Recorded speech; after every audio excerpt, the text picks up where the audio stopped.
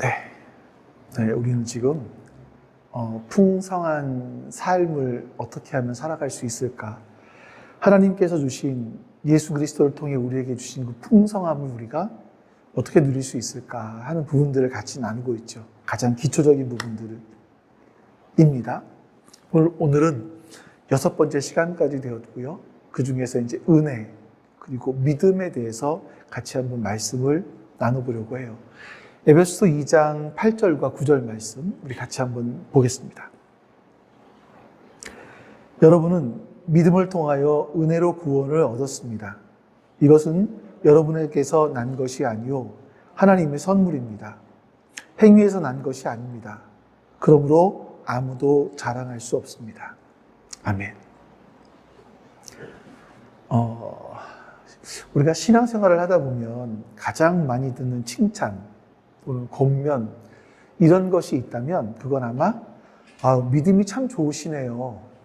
아니면 더 믿음을 굳게 가지셔야겠어요. 아마 이런 말들이 아닐까 하는 생각을 합니다.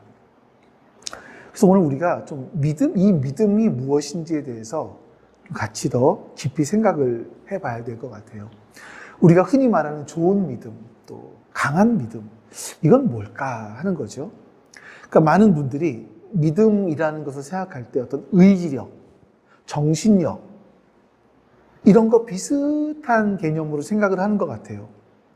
막 인생의 거센 풍랑이 몰아치지만 눈 하나 깜짝하지 않은 어떤 강철 같은 마음, 또 어떤 의심도 내 마음속에 끼어들 수 없는 강한 확신, 또는 내가 원하는 것을 하나님이 들어주실 때까지 들어주실 것이라고 스스로 자신을 끊임없이 설득하는 그런 자기 최면, 이런 것을 우리가 믿음이라고 생각하는 것 같기도 합니다. 자, 그런데 여러분, 이런 것을 믿음이라고 정의를 하면 어떤 문제가 생기냐면 내 마음이 조금 흔들려요. 그러면 나 스스로 자책하게 됩니다. 왜냐하면 내가 이렇게 믿음이 약해졌나? 예전에는 안 그랬는데 내가 더 세게 믿어야겠는데, 더 믿음이 강해져야겠는데, 이렇게 스스로를 다그치는 거죠. 우리가 이 풍성한 삶의 기초를 나누면서 그 그림 보여주실래요? 지난 시간에 우리가 바르고 착한 마음으로 말씀을 듣고 그것을 굳게 간직하며 견디어내는 것, 이게 믿음의 시작이다, 이렇게 배웠습니다. 그래서 우리가 그 말씀을 간직하고 견디기 위해서 사실 우리는 부단히 애를 써요. 마치 헬스장에 가서 덤벨을 드는 거죠. 덤벨을 드는 것처럼. 그래서 근육을 키우려고 하는 것처럼 조금씩 더 무거운 걸 들어가는 것처럼 성경을 읽고 더 읽어야 돼. 기도를 하는데 더 해야 돼. 이러면서 내 믿음의 근육을 키우려고 노력을 하는 겁니다. 근데 여러분, 이렇게 내 믿음을 키워서 내 안에 확신을 가져서 내 힘으로만 무언가를 버티려고 하다 보면 신앙은요, 우리에게 이게 안식, 평안 이런 걸 주는 게 아니라 너무나 힘든 일이 되어버립니다. 신앙이라는 게 내 안에 고된 노동이 되어버려요. 우리가 이런 질문을 해야 되는 겁니다. 도대체 어떻게 해야 그 말씀을 듣고 굳게 간직하며 견딜 수 있을까? 내 의지가 바닥난 순간, 내 마음이 무너져 내려서 더 이상 버틸 수 없는 것 같은 그 순간, 그 믿음이 유지되는 게 정말 내 힘으로 가능할까요? 자, 여러분, 성경이 말하는 믿음은요, 내가 얼마나 강한 정신력을 가졌는가 여기에 있지 않습니다.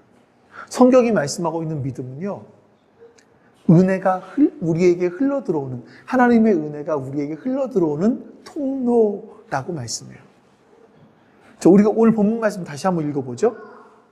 같이 한번 읽어볼게요. 자, 이게 참 재밌는 문장이에요. 우리가 믿음으로 구원을 얻는다라고 말하고 있는데,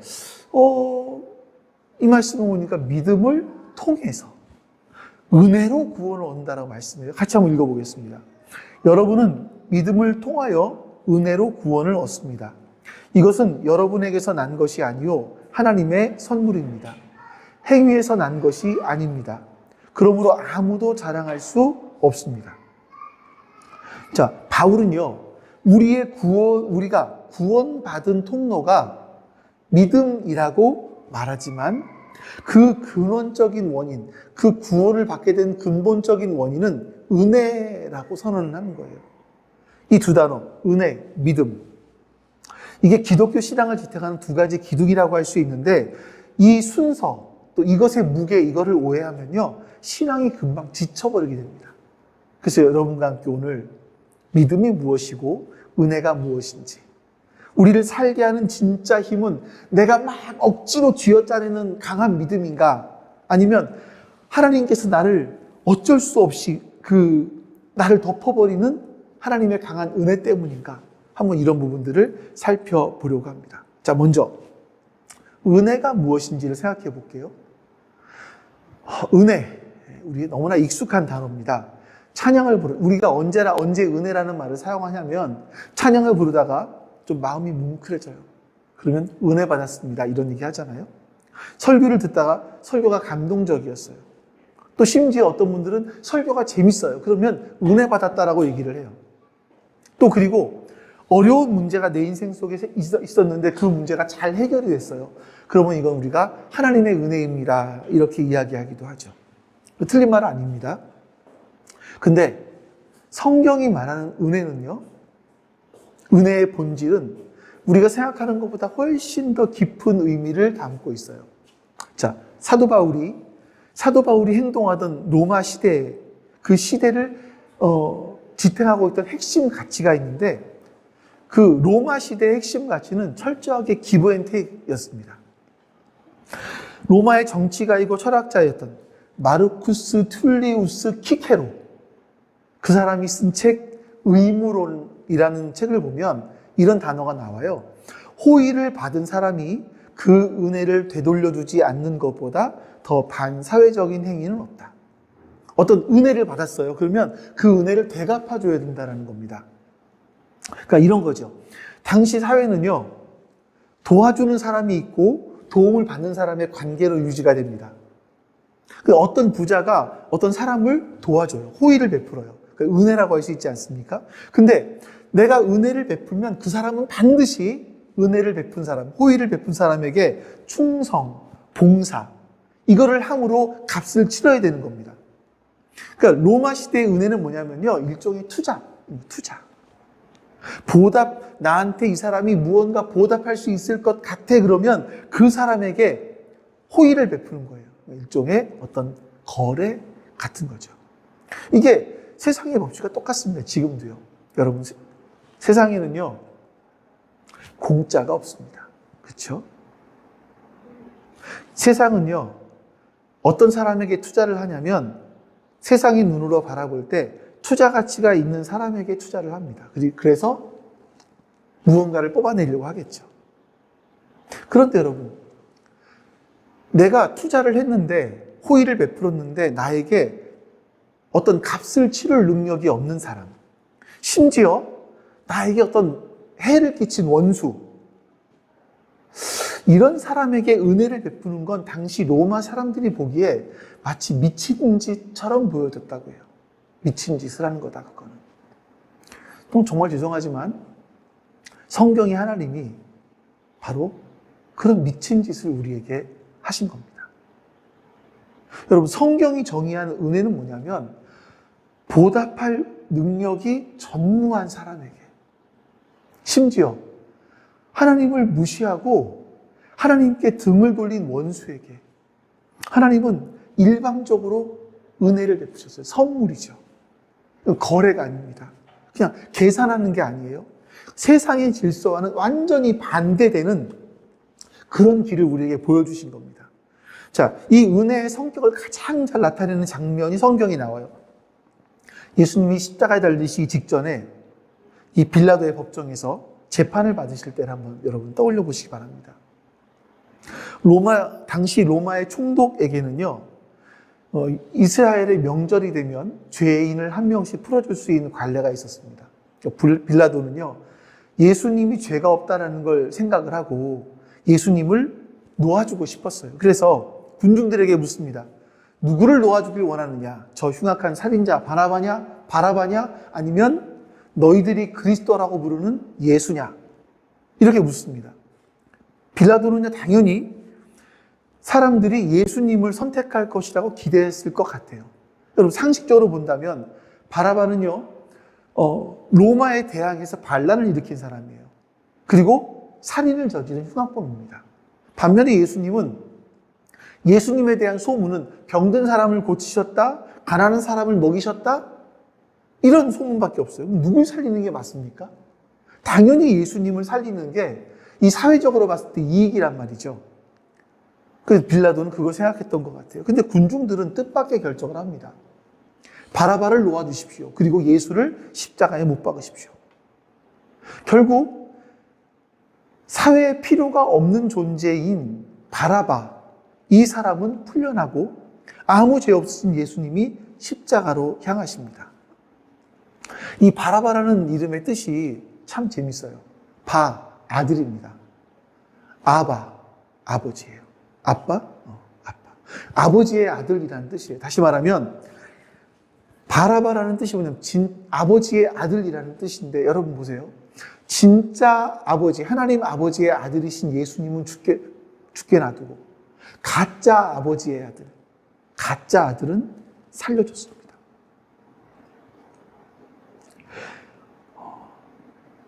예수님을 죽음에 내어주고 가짜 아들인 바라바를 선택한 것이 바로 이스라엘의 모습이었던 거죠.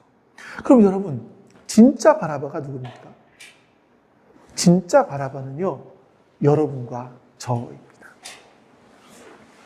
우리는 하나님을 무시하고 욕심대로 살았습니다. 사실 심판받아 마땅한 가짜 아들이 우리예요. 그런데 어느 날 감옥문이 열립니다. 내가 착해서도 아니고 내가 무언가 대단한 믿음을 보인 것도 아니에요. 근데 그냥 저분이 너 대신 죽기로 했어. 그러니까 너는 나가라. 이렇게 말하는 거예요. 일방적인 선고인 겁니다.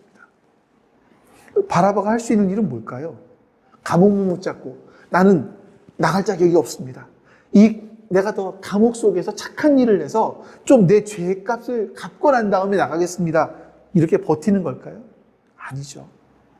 그냥 내가 한 거는 아무것도 없는데 그냥 일방적으로 베풀어 주신 너는 내 아들이고 너를 구원했다라고 말씀하시는, 너의 죄값을 내가 대신 치렀다라고 말씀하시는 그 압도적인 은혜 앞에서 내가 할 수 있는 일은 나 같은 자를 왜 구원하셨지?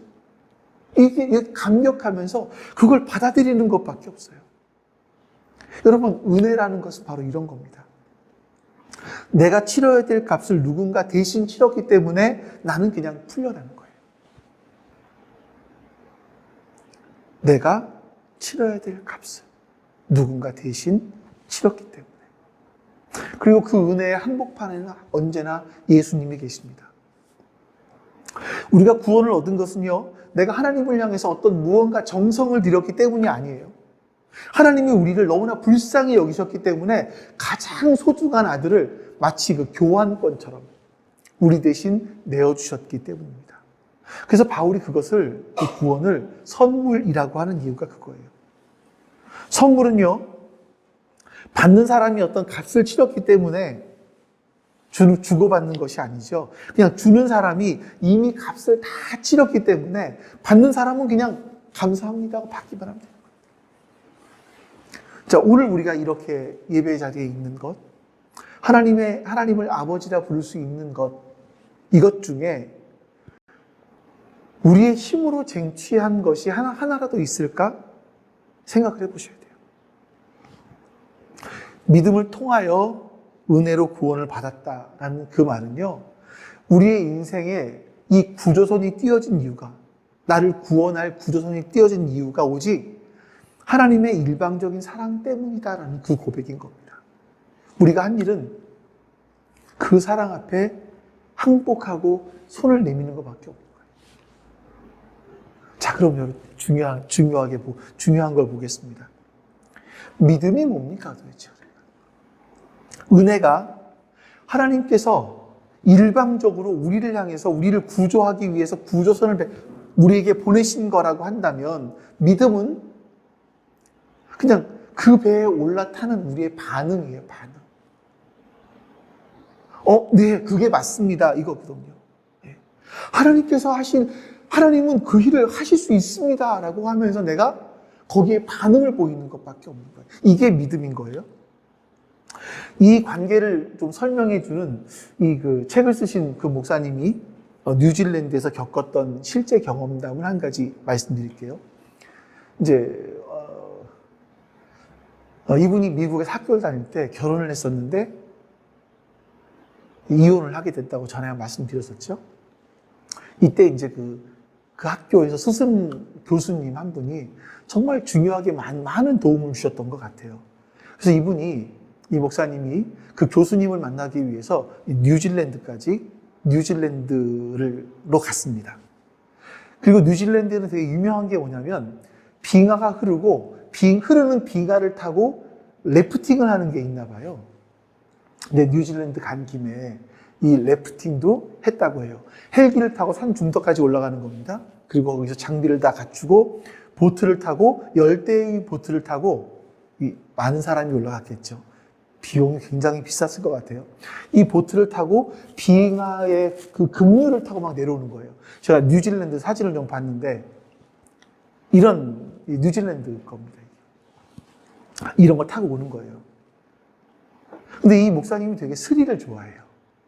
저도 잘 알지만 굉장히 모험 정신이 강하고 막 스릴을 굉장히 즐겨요. 그래서 보트의 제일 앞자리가 제일 위험한데 이 앞자리에 탔다고 합니다. 그리고 이제 보트를 타고 막 이런 폭포들을 내려오는 거예요. 그러다가 뒤에서 이 보트를 조종하는 사람이 가이드가 보트 안으로! 라고 위험한 상황인 거예요. 상황이 오면 보트 안으로! 라고 하면 사람들이 일제히 고개를 숙이고 보트로 막 쑥 기어들어가는 겁니다. 자, 그런데 이 급류 폭포 소리가 워낙 크잖아요. 그러다 보니까 제일 앞에 있는 분이 못 들었나 봐요. 이 목사님이. 그러니까 다른 사람들은 보트 안으로! 그래가지고 다 고개를 숙였는데 이 양반만 서 있는 거예요. 그러다가 보트 밖으로 떨어지게 됐습니다.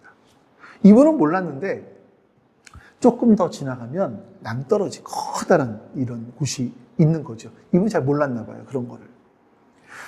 자기는 수영 잘하니까 아무런 걱정이 없는 거예요. 그냥 나 수영 잘하니까 얼마든지 이겨나갈 수 있어 라고 생각을 했는데 이 가이드가 굉장히 다급하게 막 굉장히 위험한 것처럼 사람들을 부르고 막 보트들을 부르고 하면서 밧줄을 던졌습니다. 그리고 이 목사님은 그냥 별거 아닌 것처럼 밧줄을 붙잡고 나왔어요. 근데 알고 보니까 조금만 더 흘러내려갔으면 낭떠러지로 떨어질 수 있는 상황이었고, 그리고 이 목사님이 처음에 생각했을 때는 나는 수영을 잘하니까, 나는 더 팔에 근력이 있으니까 내가 줄을 잘 잡고 나왔지 라고 생각을 했지만 시간이 지나면서 좀 냉정하게 자신을 돌아보니까 진짜 이유를 깨닫게 되었다는 거죠. 그게 뭐냐면 정말 내가 밧줄을 잘 잡아서 산 것일까? 물론 잘 잡긴 했을 거예요. 근데 더 본질적인 이유가 따로 있더라는 겁니다. 누군가 정확하게, 이 가이드가 정확하게 밧줄을 나에게 던져줬기 때문에, 그리고 그 밧줄이 그 거센 물살 속에서도 내 무게를 버틸 만큼 튼튼했기 때문이었다는 거예요. 만약 밧줄이 던져지지 않았다면, 또 그 줄이 썩은 동아줄이었다면 어떻게 됐겠습니까? 내가 손에 피가 날 정도로 아무리 꽉 붙잡고 있다고 할지라도 아무런 소용이 없었겠죠. 자, 믿음이란 이런 겁니다. 믿음은 내가 어떤 대단한 힘을 내서 무언가를 성취하는 공로가 아니에요. 나를 살리기 위해서 던져진 하나님의 튼튼한 밧줄, 그 예수 그리스도의 은혜를 신뢰함으로 붙드는 겁니다. 반응하는 거예요. 저는 여러분 믿음 그랬을 때 예전에 있잖아요. 믿음은 뭐죠? 버티는 거라고 말씀드렸잖아요. 버티는 것.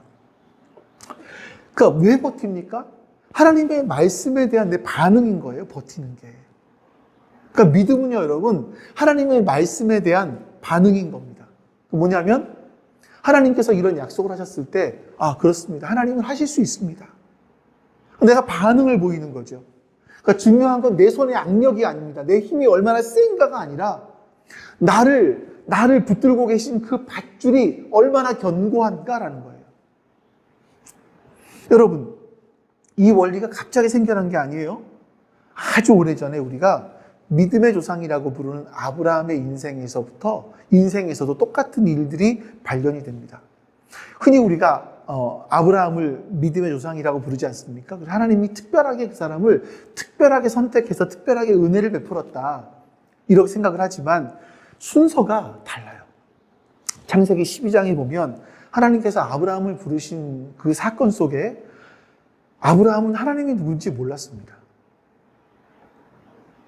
강 너머에서 우리가 전승으로 알고 있지만 그 아버지는 데라는 우상을 만들어 팔던 사람이었다, 이렇게 얘기를 합니다.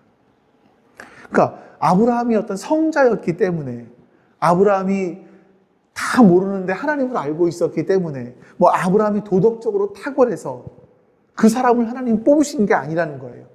하나님은 그냥 우상 숭배하는 환경 속에서 자라난 그 한 사람에게 일방적으로 그 사람을 선택하신 거예요. 그 우상 숭배 환경에서 살아왔던 그 사람, 한 사람을 말이죠. 그리고 다짜고짜 하나님이 약속의 말씀을 하십니다. 내가 너를 큰 민족으로 만들 거야. 내가 너를 복의 통로가 되게 할 거야. 너를 복이 되게 할 거야. 라고 말씀하시는 겁니다.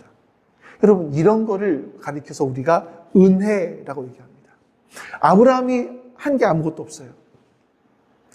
아무것도 없을 때 하나님의 은혜가 먼저 그의 인생 가운데 도착을 했습니다. 이게 하나님의 은혜예요. 그러면 아브라함의 믿음에 대해서 처음 말씀하시는 곳이 어딘가 보면 창세기 15장에 가면요, 하나님이 자식이 없는 아브라함에게 아브라함이 자식이 없어 낙심하고 있었을 때 하나님이 아브라함에게 말씀하십니다. 텐트 밖으로 데리고 나가서 수많은 밤하늘의 별을 보여주시면서, 아브라함아, 너의 자손이 이와 같을 거야. 하나님이 이 말씀하셨어요. 그러니까 아브라함이 그때 어떻게 반응을 하냐, 이거 보시는 거예요. 우리 15장 6절 볼까요? 아브라함이 주님을 믿으니 주님께서 아브라함의 그런 믿음을 의로 여기셨다. 자, 아브라함의 믿음이 뭡니까? 그래, 내 힘으로 반드시 자식을 낳고 말 거야. 이게 아브라함의 믿음인가요? 그런 의지력? 아닙니다. 그냥 하나님께서 저 별들을 보여주시면서 약속하셨으니까 그 약속은 진짜야. 하나님은 그렇게 하실 수 있어. 이거 믿었어요. 하나님은 그렇게 하실 수 있어. 믿었어요. 반응을 보인 거예요. 내 마음속으로 그 하나님의 말씀에 대한 반응을 보인 거예요. 하나님이 던지신 약속의 밧줄을 보고, 아, 그걸 잡으면 되겠네 라고 손을 내미는 반응을 보인 것. 사도 바울이 오늘 본문 속에서 아브라함의 이야기를 배경으로 이런 말씀을, 에베소서를 쓰는 거죠. 아브라함이 믿음으로 의롭다함을 얻은 것처럼 우리도 하나님의 약속을 신뢰하는 태도, 그 반응, 이거 하나로 우리는 구원을 선물로 받았다라는 겁니다. 여러분, 이 원리는요, 성경 전체에 나타납니다. 불뱀에 물려 죽었던 이스라엘 백성들이 장대 위에 달렸던 구리뱀을 보면서 살아나게 되었던 그 사건, 또 혈루증을 앓던 여인이 예수님의 옷자락에 손을 대기만 했는데 그 혈루증이 나았던 사건, 다 같은 이야기들이에요. 그러니까 이 이스라엘 백성들이 그 구리뱀을 바라보는 그 시선에 어떤 특별한 능력이 있었기 때문도 아니고요, 또 예수님의 옷자락을 만졌던 그 여인의 손에 어떤 특별한 능력이 있었던 것도 아닙니다. 마법 같은 힘이 아닙니다. 그냥 보세요, 여러분. 이스라엘 백성들이 구리뱀을 쳐다보는 그 순간, 그 말씀을 의지해서 내가 반응하는 거예요. 구리뱀을 바라보는 그 반응을 보이는 그 순간 하나님과 나와 연결이 되는 거예요. 이 여인이 혈루증을 앓는 여인이 예수님의 옷자락에 손을 대기만 해도 내 병이 나을 거야 라고 그 예수님을 믿으면서 그 옷자락에 손을 대는 그 순간 하나님의 능력과 여인이 하나님의 능력이 이 여인에게 흘러 들어가는 거죠. 그래서 우리가 에베소 2장 8절 말씀을 다시 한 번 더 깊이 생각을 해보셔야 됩니다. 이것은 여러분에게서 난 것이 아니요 하나님의 선물입니다. 선물인 거예요. 자, 이것이 무엇을 가리키는가 보셔야 돼요. 어떤 분들은 이것이 하나님의 여러분에게 난 것이 아니요 하나님의 선물입니다라고 했을 때 이것이 무엇일까 아는 게 되게 중요한데, 어떤 분들은 믿음이서 하나님의 선물이다라고 얘기도 하고 어떤 분들은 은혜가 하나님의 선물이다라고 얘기하기도 해요. 근데 헬라어를 보면 되게 재미있는 힌트가 숨겨 있는데, 헬라어는요 단어마다 성별이 있어요. 남성, 여성, 중성 이렇게 단어마다 성별이 있습니다. 은혜, 믿음이라는 두 단어는요 모두 다 여성 명사예요. 여성 명사. 근데 바울이 쓴 이것이라는 단어는요 중성 대명사예요. 그러니까 이게 무슨 말이냐면, 바울이 지금 은혜만 선물이다, 믿음만 선물이다 라고 말하는 것이 아니라 이 모든 것들, 믿음도 은혜도 다 하나님의 선물이다 이런 거예요. 자, 이게 여러분 조금 잘 들으셔야 돼요. 하나님이 밧줄을 던져주신 그 은혜, 내가 물에 빠져 죽게 되었다라는 것을 깨닫게 된 그 눈, 밧줄을 잡아야겠다라고 하는 내 마음먹은 그 의지, 그 실제로 밧줄을 잡게 하신 그 모든 과정, 이 과정 전체가 하나님의 구원의 선물 세트라는 거예요. 선물 세트. 자, 하나님께서 아브라함에게 예고 없이 찾아오신 것도 선물이죠. 아브라함이 그 약속의 말씀을 듣고 네, 믿습니다. 하나님은 그렇게 하실 수 있습니다 라고 반응을 보인 것, 이것도 하나님의 선물이에요. 근데 여러분, 이렇게 대답하게 된 그 마음까지 전부 다 하나님의 선물이라고 하는 고백이에요. 여러분, 죽은 시체는요 반응을 할 수 없습니다. 내가 죽어 있으면 반응을 할 수 없어요. 성경은요 죄와 허물로 우리가 죽었다라고 말씀해요. 근데 이렇게 죽었던 우리가 밧줄을 보고 반응을 했습니다. 그것은요 하나님께서 이미 우리에게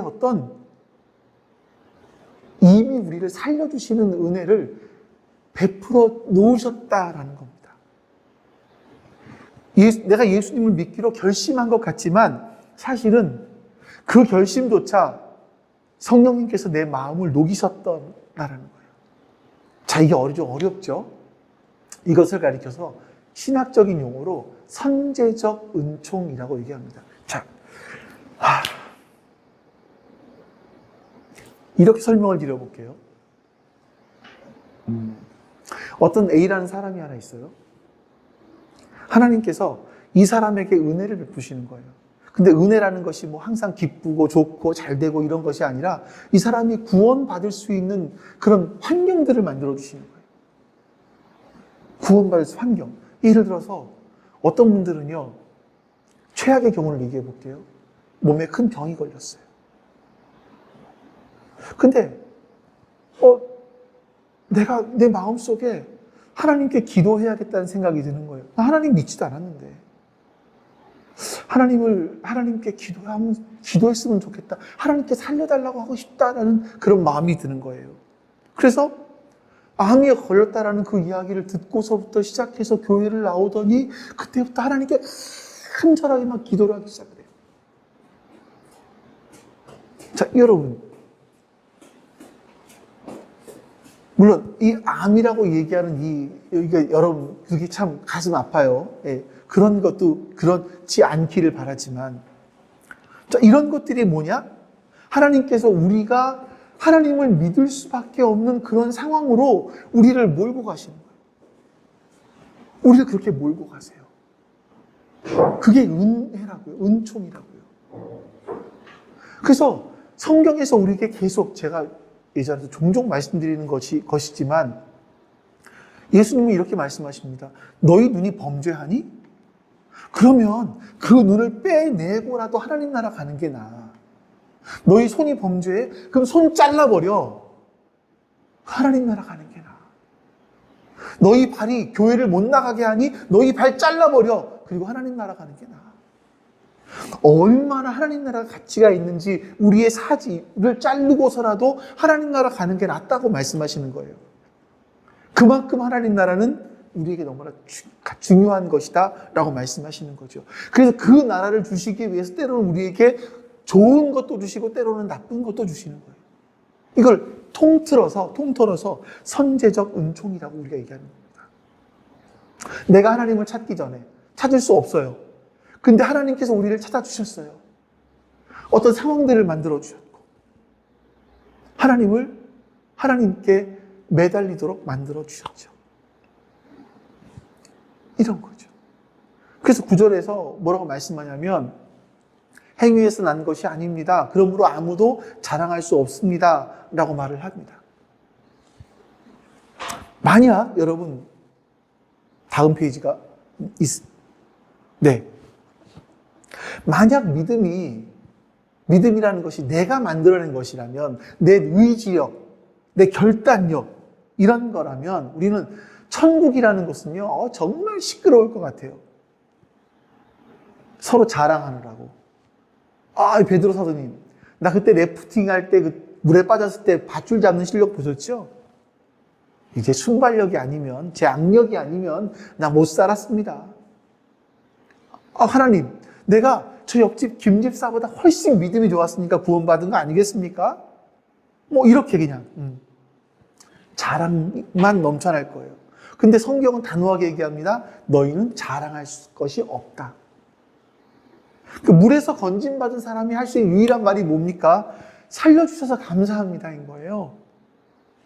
당신이 밧줄을 던져주시지 않으셨으면 저는 살 수 없었습니다. 죽었습니다. 이거예요. 근데 여러분, 신앙생활을 하다가 왜 지쳐요? 왜 힘들어져요?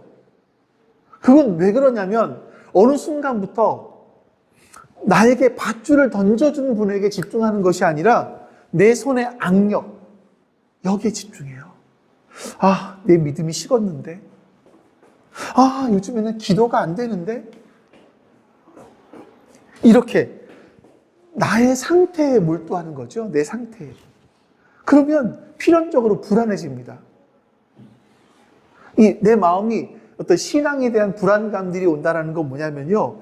우리가 믿음의 본질을 놓치고 있었을 때 찾아오게 되는 상황들인 거예요. 믿음의 불안감들이. 여러분, 믿음은요, 이건 아닌 것 같은데 억지로 막 믿어보려고 하는 고역. 이게 아니라는 거예요. 그냥 내가 어떤 상태인지 정직하게 인정하는 겁니다. 내가 하나님이 아니면 나는 죽을 수밖에 없는 존재, 영원히 죽을 수밖에 없는 존재라는 걸 인정하는 겁니다. 그리고 나를 향해 이렇게 손을 내미신 그 하나님의 손을 보고 네, 하나님이시면 그렇게 하실 수 있습니다. 하나님이시면 저를 구원하실 수 있습니다. 이렇게 반응하는 겁니다.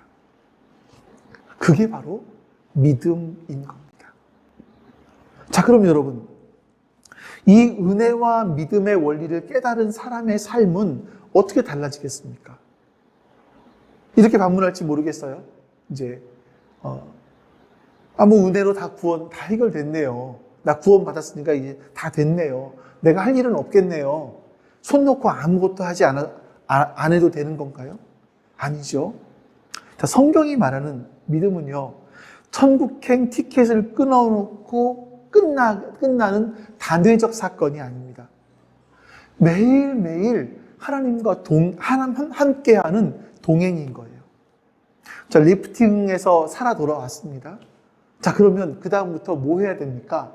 가이드와 함께 호흡을 맞춰서 다시 노를 저어서 강을 건너가야 돼요. 내려가야 돼요. 마찬가지로 믿음이라는 것은요, 나를 건져주신 하나님과 함께 인생의 물줄기를 타고 가는 겁니다. 끝까지. 어제 밧줄을 잡았으니까 오늘은 난 괜찮아. 이게 아니고요. 하나님 필요 없어. 이런 게 아니고요. 오히려 나를 건져주신 그 하나님의 손길을 경험했기 때문에 이제는 그 하나님을 더 신뢰하고 그 하나님과 더 대화하고 하나님의 뜻이 궁금해지는 거죠. 야, 이런 상황에서는 하나님의 뜻이 뭘까? 더 궁금해지는 거예요. 나에게 이런 삶이 지금 있는데 이 삶은 지금 하나님의 어떤 뜻일까? 왜 하나님이 나에게 이런 지금의 상황을 주셨지? 이건 무엇을 하라고 하시는 걸까? 궁금해지는 거예요. 궁금해지니까 뭘 합니까? 하나님께 기도를 하거나 아니면 성경을 보는 거죠. 성경을 보는. 여러분, 이게 바로 우리가 누려야 되는 풍성한 삶을 살아가는 기초가 되는 겁니다. 이 원리를 알게 되면요, 우리가 세 가지 삶의 태도가 생기는데요. 첫 번째가 뭐냐면 우리가 열심을 내게 되는 동기가 달라져요.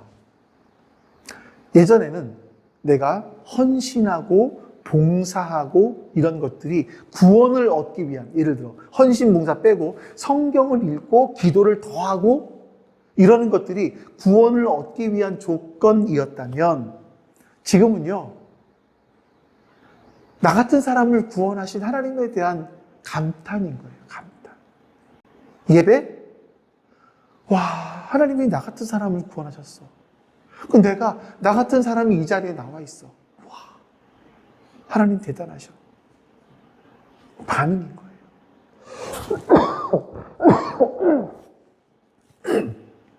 그냥 억지로 끌려가는 종의 무거운 발걸음이 아니라 사랑에 반응하는 자녀의 가벼운 발걸음.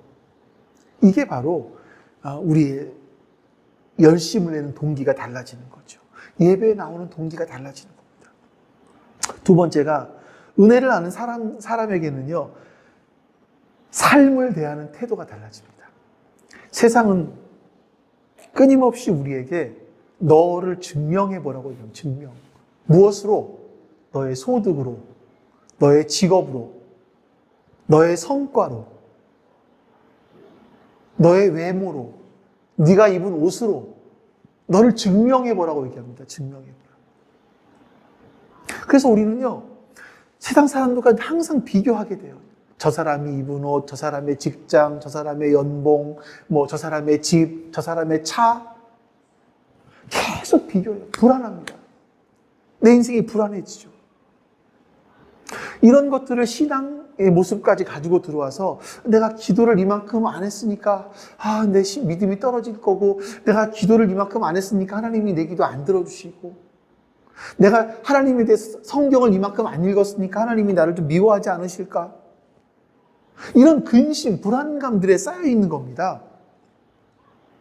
그래서 내가 반대로 말씀드려요. 내가 기도를 이만큼 하고 성경을 이만큼 읽고 봉사를 이만큼 하고 예배를 이만큼 빠지지 않고 1년에 한 번도 빠지지 않고 예배를 드렸어요. 그러면 이게 내 자랑의 근거가 되는 거죠. 근데 여러분, 구원이라는 것이 하나님의 선물이라는 걸 알게 된 사람은요, 나를 증명할 필요가 없습니다.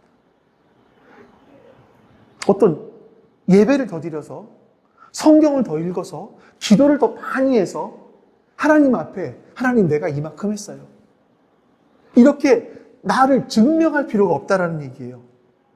왜냐하면 구원이라는 건 내가 잘나서 받은 게 아니거든요. 내가 좀 부족해 보인다고 해서 하나님께서 이 밧줄을 끊어버리지 않으실 거라는 걸 내가 알아요. 내 손의 악력 때문이 아니라 이 밧줄의 튼튼함, 이것 때문에 내가 지금 구원이 지탱되고 있다는 걸 압니다. 그래서 때로는 실패해요. 때로는 넘어지죠, 우리가. 하지만 다시 일어날 용기를 얻습니다. 그래서 아까 말씀드린 것처럼 성경을 왜 읽어요? 기도를 왜 해요? 예배를 왜 드려요? 하나님에 대한 감탄사라니까요. 하나님이 나에게 이렇게 하셨어. 와, 이 하나님을 더 알고 싶은데? 이 하나님과 대화하고 싶은데? 이 하나님을 예배라는 게 여러분, 하나님을 하나님으로 인정하는 거거든요.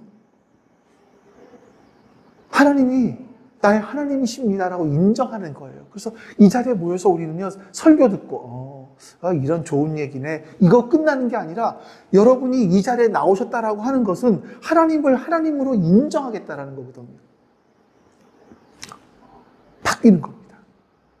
세 번째, 우리가 타인에 대한 시선도 바뀝니다. 내가 자격이 없는 상태에서 용서받은 바라바, 원래 가짜 아들이었다라는 걸 알아요. 이걸 잊지 않으면요, 저 사람이 허물이 있어. 돌을 못 던지죠. 내 눈에는 들보가 있는데 저 사람의 눈에 있는 티끌을 보고 돌을 던져요? 그냥 단지, 저 사람도 나처럼 하나님의 밧줄이 필요한 인생이구나. 이렇게 긍휼의 마음이 생기는 겁니다. 내 안에 교만과 자랑이 사라진 자리에 하나님의 겸손한 사랑이 채워지기를 시작하는 거죠. 자, 이제 말씀을 정리해 보겠습니다. 여러분, 오늘 우리는요, 은혜, 믿음, 이것에 대해서 말씀을 나눴어요. 우리는 사실 가짜 아들 바라바였었습니다. 죽음의 문턱에서 절망하고 있던 우리를 위해서 하나님은 진짜 아들 예수 그리스도를 십자가라고 하는 죽음으로 내모셨고, 그래서 그 과정을 통해서 우리에게 생명의 문을 열어주셨습니다. 이것이 우리가 받은 은혜입니다. 그래서 우리는요, 이 하나님의 그 크신 사랑에 감사해서 하나님 감사합니다. 저를 주님께 맡깁니다 라고 반응하는 것. 이게 믿음인 거예요. 여러분, 이제는요, 신앙생활에서 내가 이거를 해야지 하나님께 사랑을 받을 수 있고, 내가 이것을 안 했기 때문에 불안하고, 내가 이렇게 안 했기 때문에 하나님이 내 기도 안 들어주실 것 같고, 이런 좀 불안한, 무거운 짐들을 내려놓으십시오. 내가 하나님을 향해서 무언가를 해드려야 된다는 이 강박에서 여러분 벗어나세요. 하나님은 우리의 어떤 실적을 체크하시는 분이 아니세요. 하나님은요, 사실 우리 자신을 원하시죠. 우리 자신. 우리가 하나님의 은혜 안에서 평안을 얻기를 원하세요. 안식하길 원하세요. 그 평화를 마음껏 누리기를 원하세요. 그래서 여러분, 이번 한 주간 동안 한번, 이거는 제가 안 기록해놨는데,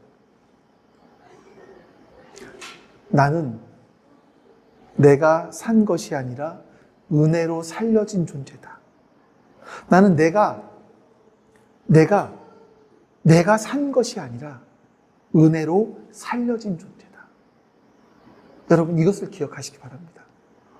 여러분이 뭐 일을 하다가 막 업무가 너무나 해야 될 일이 너무나 많아서 그 일이 너무나 산더미처럼 쌓여 있을 때, 또는 어떤 관계 때문에 갈등이 생겨서 마음이 무너져 내릴 때, 혹은 나 자신은 왜 이렇게 초라하지 실망할 때, 우리에게 던져진 그 은혜의 밧줄을 한번 바라보시길 바랍니다. 내가 막 이거 꽉 잡아야 살 수 있어. 이건 좀 힘을 빼셔도 돼요. 손에 피나도록 붙잡으실 것까지는 없는 것 같아요. 그 대신 이 줄을 붙잡고 계신 분이 누구신지, 그분이 이 밧줄을 절대 놓지 않으실 거라는 사실을 여러분 기억하시면 됩니다. 자랑할 것이 없기 때문에, 또 가장 당당하고 내세울 것이 없기 때문에 가장 자유로운 인생. 그게 여러분 풍성한 삶의 기초가 되는 거죠. 저는 여러분과 제가 이 자랑할 것이 없기 때문에 당당하고 내세울 것이 없기 때문에 가장 자유로운 그런 풍성한 삶을 여러분과 제가 살아갈 수 있기를 주님의 이름으로 축원합니다. 하나님, 우리의 인생 가운데 거친 파도와 같은 그런 인생의 파도가 닥쳐올지라도 주님을 믿음으로 말미암아 주님께서 우리에게 베풀어 주신 그 거대한 은혜를 기억함으로 말미암아 아버지 하나님, 그 파도를 이겨나갈 수 있도록 도와주시옵소서. 하나님, 오히려 그 폭풍 가운데서도 우리의 영혼은 하나님과 함께 잠잠하게 평화를 누릴 수 있도록 도와주시기를 원하옵고 기도하옵나이다. 매 순간이 하나님의 은혜였고 매 순간이 하나님의 도우심이었음을 우리가 믿음으로 바라볼 수 있도록 역사해 주시옵소서. 하나님의 도우신 은혜를 우리가 기억하며 우리가 믿음으로 우리의 삶에서 반응할 수 있도록 도와주시옵소서. 오늘도 주께서 우리에게 귀한 말씀 주심에 감사드립니다. 우리 주 예수 그리스도의 이름으로 기도하옵나이다. 아멘. 여호와는 내게 복을 주시고 너를 지키시기를 원하며 여호와는 그의 얼굴을 내게 비추사 은혜 베푸시기를 원하며 여호와는 그 얼굴을 내게로 향하여 드사 평강 주시기를 원하노라. 아멘. 이제는 우리에게 참된 평화를 주시기 위하여 이 땅에 오신 예수 그리스도의 은혜와 그 평화를 누릴 수 있도록 우리에게 그 아들을 보내시기까지 우리를 사랑하신 아버지 하나님의 사랑하심과 그리고 그 사랑이 우리의 가슴에 절절히 와닿게 해주시는 성령 하나님의 함께하심이 지금 주 앞에 모여 예배드린 모든 하나님 백성들 머리 위에 지금부터 영원토록 함께하시기를 간절히 축원하옵나이다. 아멘.